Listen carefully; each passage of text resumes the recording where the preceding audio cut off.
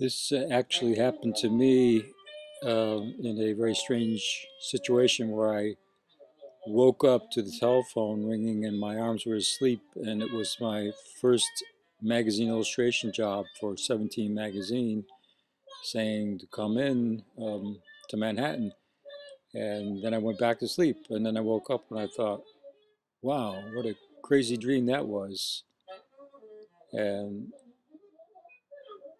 I wasn't sure if it actually happened, but I went anyway, and it did happen. I did get the job.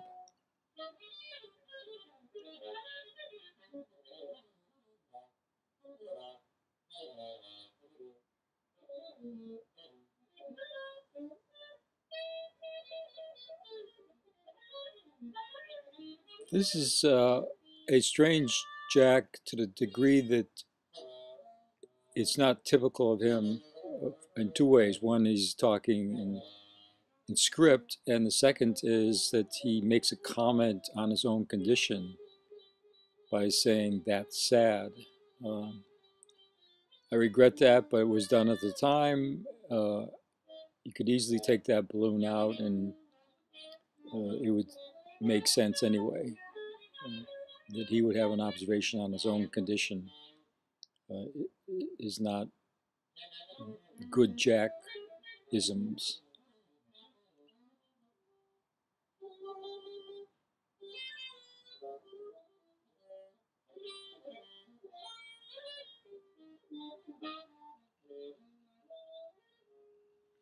As you can see, it's not a complete strip in as much as I didn't go into the blacks or even put the title in.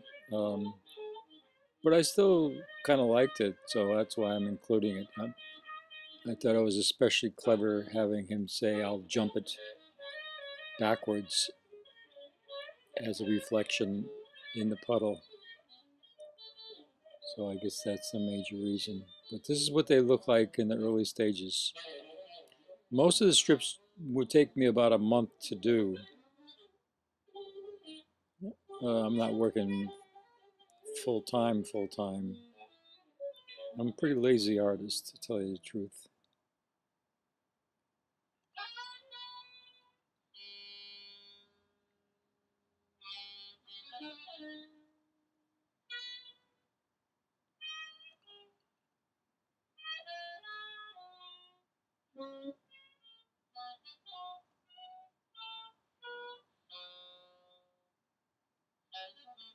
This is a series of, there's not too many that I'd done as a double page spread.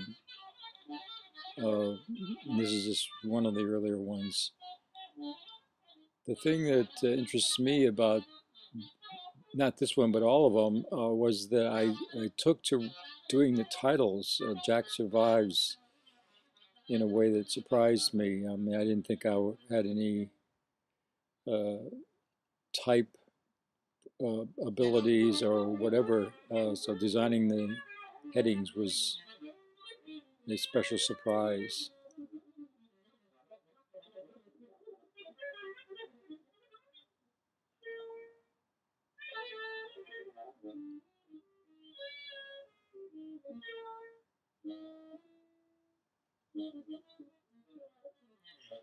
Of course, Jack has no idea that he was just called a bastard. He just goes, he had no idea anything had happened.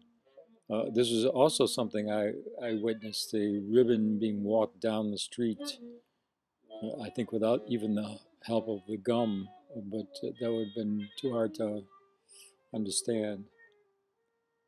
Uh, Back to the type thing, it's not type, it's calligraphy. I don't know why I couldn't get that out, but uh, that really surprised me that I could have so much fun doing it. I would always do it at the end of each one.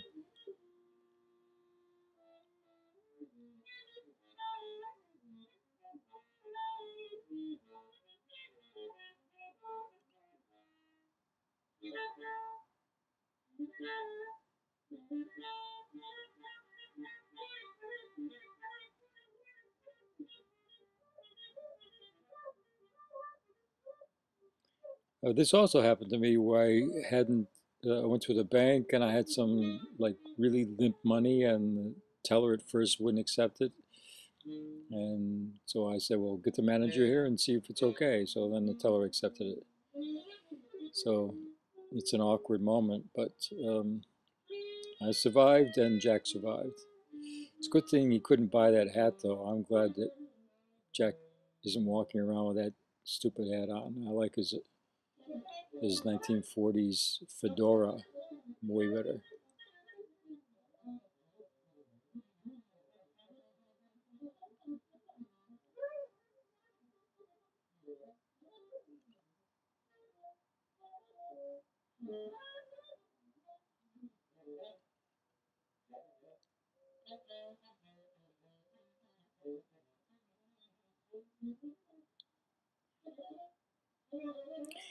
Again, Jack is trying to talk man talk or whatever he considers that, and realizes that everybody knows what something means. The guy knows what something means that he didn't know. That's why he's gripping the railing after Mr. Neck, that's his next door neighbor, commented on exactly what he didn't know about.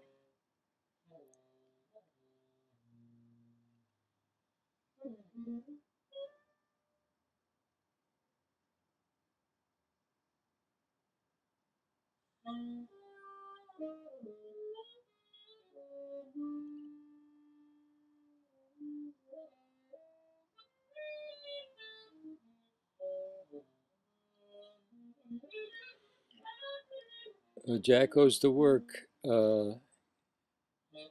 and gets in the elevator, as you see, and gets among some yahoos who are making silent but obvious comments about the woman who sadly got into the same elevator, and he gets accused of being a participant, and he obviously wasn't. It's not his. He's not one of those public people anymore. I mean, I say he. It's me. It's not somebody so removed.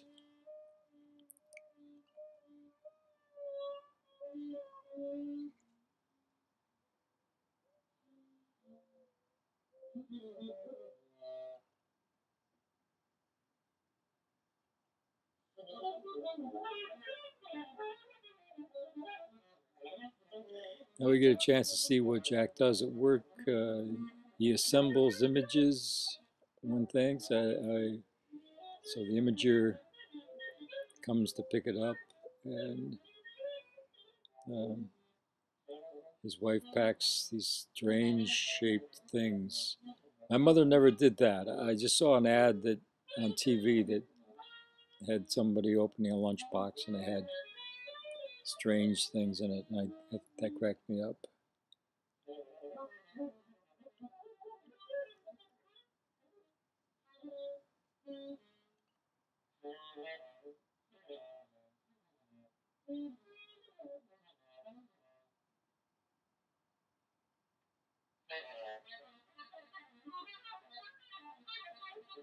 This also never happened to me. First of all, I don't wear a tie or would ever wear a tie. And secondly, well, it's not so ridiculous, but you know,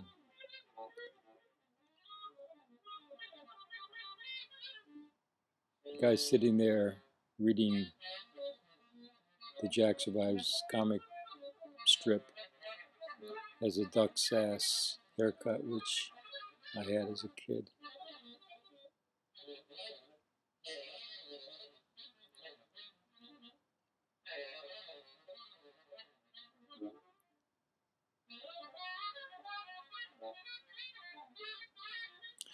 By the fire hydrant, you can see the broken shoelaces, and so he goes in to buy uh,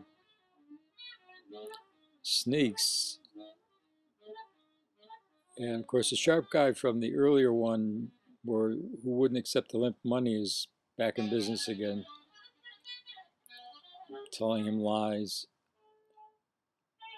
And Jack goes for it, buys those outlandish, not outlandish, these are actually what I wear. I wear my brightly colored Chucks all the time.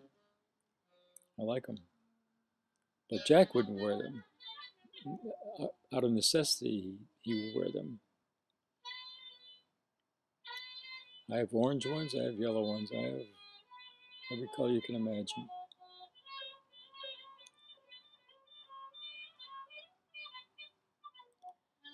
So when the schoolgirl gets on the bus, he's just